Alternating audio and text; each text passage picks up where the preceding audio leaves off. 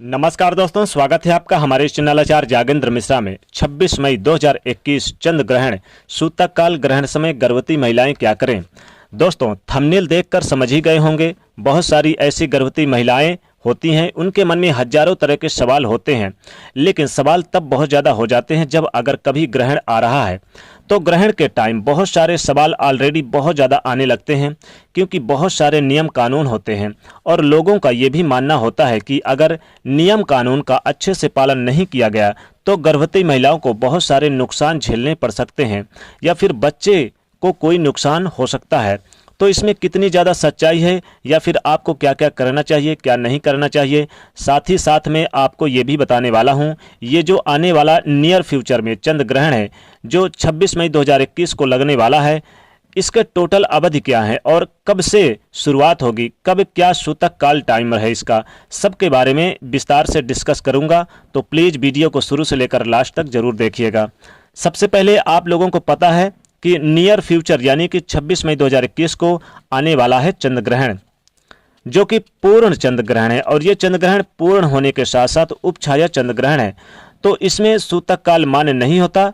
यूं अगर ये सूर्य ग्रहण रहता तो 12 घंटे पहले सूतक काल लग जाता, और जो नॉर्मल चंद्र ग्रहण होता है इसमें 9 घंटे पहले सूतक काल लग जाता है। लेकिन जैसे मैंने आपको बताया कि ये उपछाया चंद्र ग्रहण है, तो इसमें आपको सूतक काल मान्य नहीं है, और तो इसलिए आपको ज़्यादा टेंशन लेने की ज़रूरत नहीं है। और जो इसकी कंप्लीट जो अवधि है ये 5 घंटे 2 मिनट की होगी, जो कि दोपहर 2 बजकर यानी 26 मई को दोपहर 2 बजकर 17 मिनट से शुरुआत होगी और शाम के समय 7 बजकर 19 मिनट तक ये कंप्लीट ये जो चंद्र ग्रहण है ये रहने वाला है। यानी कि इस चंद्र ग्रहण की कंप्लीट अवधि 5 घंटे 2 मिनट की होगी। तो इसमें आपको कुछ बातों का विशेष ध्यान रखना है, खासकर गर्भवती महिलाओं को। देखिए, बड़े लोग यूं कह के गए हैं कि देखिए उनका कहना कोई गलत भी नहीं हो सकता, क्योंकि पुराने लोग जो कह गए हैं उसमें कितनी सच्चाई है ये तो आपको भी कुछ समझना होगा। देखिए, उनका अवहेलना करना मुझे नहीं लगता कि सही है, क्योंकि वो जो बोलेंगे बिल्कुल सही ही बोल के गए हैं। इसमें कितनी ज़्यादा सच्चाई है, कितनी ज़्यादा सच्चाई नहीं है, अगर वो कहते हैं कुछ नियम का पालन करना तो उनकी बातों को रखना गलत नहीं होता। इसलिए नियम का पालन जरूर कीजिए। कुछ नियम कायदा जो आपको जानना जरूरी है, खासकर गर्भवती महिलाओं को। सबसे पहले आपको करना क्या चाहिए कि आपके प्रेगनेंसी के टाइम में, अगर आप प्रेगनेंसी के टाइम में हैं जब ग्रहण लगता है, चाहे वो सूर्य ग्रहण हो या फिर चंद्र ग्रहण हो, तो आपको करना क्या है, ग्रहण के समय खाना नहीं खाना चाहिए, खासकर पहली बात, क्योंकि इससे आपके बच्चे पर असर पड़ता है। किसी भी तरह का भोजन ना बनाएं और ना खाएं, और ना ही आपको पानी पीना चाहिए। लेकिन क्या आप प्रैक्टिकली सोच के देखिए कि ये जो पॉसिबल है या नहीं है। अगर पॉसिबल नहीं है तो आपको करना क्या चाहिए।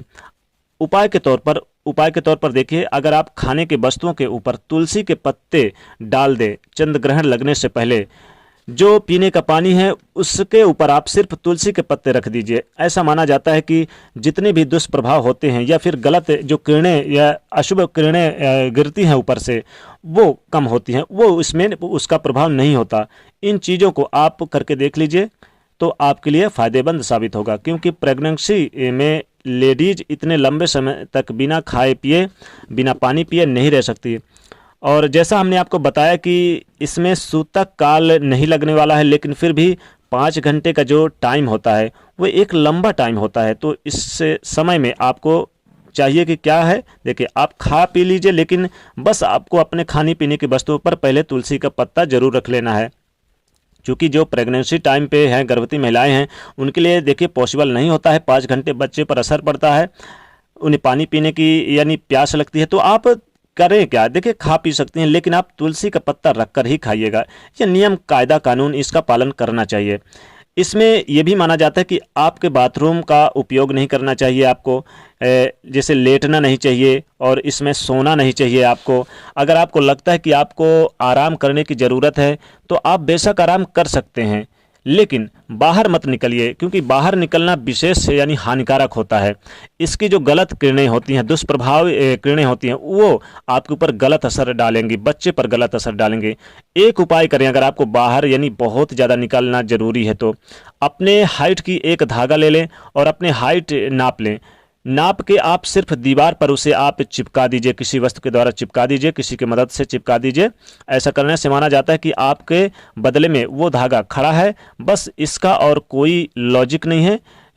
जिस रूम में आप यानी गर्भवती महिलाएं रह रही हैं या रहेंगी, उस कमरे में दरवाजे खिड़कियां जितने भी सारे बंद करके रखना है आपको। मतलब कि वहाँ पर चंद्रमा की जो रेडिएशन किरणें हैं वो नहीं आनी चाहिए, चंद्रमा की किरणें आप तक ना पहुँचे। इस बात का आपको ध्यान रखना है। ना कि आप आराम कर सकते हैं। आप चंद्र ग्रहण के दौरान फ़ोन इस्तेमाल करने के बजाय अच्छी किताबें पढ़ें, धार्मिक पुस्तकें पढ़ें, यानी कि धार्मिक पुस्तकों का पाठ कर सकते हैं, अच्छे ग्रंथ पढ़ें, मंत्रों का जाप करें और आप अपने भगवान को याद कर सकते हैं। मन ही मन में प्रार्थना कीजिए, समस्त जगत के कल्याण के हेतु प्रार्थना कीजिए। आप अपने आने वाले बच्चों की सुखमय कामना के लिए प्रार्थना करें। और जब चंद्र ग्रहण लग रहा हो तो आप महामृत्युंजय मंत्र का जाप करें, गायत्री मंत्र का जाप करें, जय श्री कृष्ण का मंत्र का जाप करें। बहुत सारे ऐसे धार्मिक पुस्तक ग्रंथ है, पुराण है, उनका पाठ करें। भगवान को छूना मना है। देखिए, भगवान की मूर्ति को छूना मना है, लेकिन पूजा पाठ करना नहीं मना है, मंत्रों को जाप करना नहीं मना है। इसमें आप खूब मंत्रों का जाप कर सकते हैं। इसमें ओम नमः शिवाय मंत्र का जाप कर सकते हैं और ओम नमो भगवती वासुदेवाय मंत्र का जाप कर सकते हैं। और खासकर देखिए, जब चंद्र ग्रहण समाप्त हो जाए तो यथा योग संभव जितना हो सके उतना दान करिए। दान करने का विशेष महत्व बताया गया है, क्योंकि इस चंद्र ग्रहण में या कोई भी चंद्र ग्रहण हो, कोई भी ग्रहण हो, चंद्र ग्रहण समाप्त होने के बाद आपको नहाना है, स्वच्छ पानी से नहाना है, तिल डाल के और गंगा जल डाल के नहाना है। क्योंकि तीर्थों में तो कोई जा नहीं पाएगा, अभी समस्याएं चल रही है, तो आप अपने घर पर ही नहाइए और यथा योग जितना संभव हो उतना दान करें। अन्न का दान करें, वस्त्र का दान करें, गरीबों को दान करें, तिल गुड़ का दान करें। जितना संभव हो सके उतना दान करें और लोगों को उसके बाद जितना हो समस्त जगत के लिए प्रार्थना करें। तो खासकर गर्भवती महिलाओं को ये चीज़ें नहीं करना चाहिए। खासकर गर्भवती महिलाओं को चाकू, सुई और धारदार वाली वस्तुएं नहीं छूना चाहिए। ये बहुत इंपॉर्टेंट है। देखिए, अब आप अंदर भी रहेंगी तो ना तो सुई का इस्तेमाल करें, ना चाकू का, ना ही धागे का, किसी भी प्रकार की आपको धारदार वाली वस्तुओं का इस्तेमाल गर्भवती महिलाओं को नहीं करनी चाहिए। इससे विशेष यानी कि नुकसान होता है। अब खाने पीने की चीज़ें, जैसे हमने कहा कि बिल्कुल ना खाए पिए, लेकिन अगर बहुत ज़रूरी है तो आप तुलसी का दल डाल के खा सकते हो। वैसे तो वृद्ध जनों के लिए भी मना ही नहीं है, वो भी खा पी सकते हैं, लेकिन तुलसी दल डाल के, चूंकि देखिए यहाँ पर दो जन को, एक तो वृद्ध बीमार और गर्भवती महिलाओं को मना ही नहीं है, लेकिन तुलसी दल डाल के अगर इस्तेमाल किया जाए तो उसका आपको अशुभ प्रभाव नहीं पड़ता बल्कि शुभ प्रभाव पड़ता है। तो दोस्तों, ये जो 26 मई 2021 को चंद्र ग्रहण लगने जा रहा है, बहुत ही प्रभावशाली चंद्र ग्रहण है और इस चंद्र ग्रहण में आपको खासकर गर्भवती महिलाओं को ये सावधानियां जरूर रखनी चाहिए। इससे आपको लाभ होगा, नुकसान नहीं होगा। और देखिए, नियम कायदा कानून मानना चाहिए, चाहे कहीं भी देश में लगा। हमारे देश में ना लगा भले, लेकिन फिर भी हमारे देश के कुछ हिस्सों में ये शाम के समय जरूर दिखाई देगा, क्योंकि 7:19 तक है। तो कहीं ना कहीं ये थोड़ा बहुत तो असर रहेगा। खासकर कहीं भी पड़े, मानव जीव पर, समस्त मानव जीव पर इसका असर जरूर पड़ता है। इसलिए नियम कायदा कानून मानना चाहिए। तो दोस्तों, जाते जाते वीडियो को लाइक जरूर करें, नहीं तो चैनल को सब्सक्राइब करें, उसे शेयर करिए। जय शनिदेव।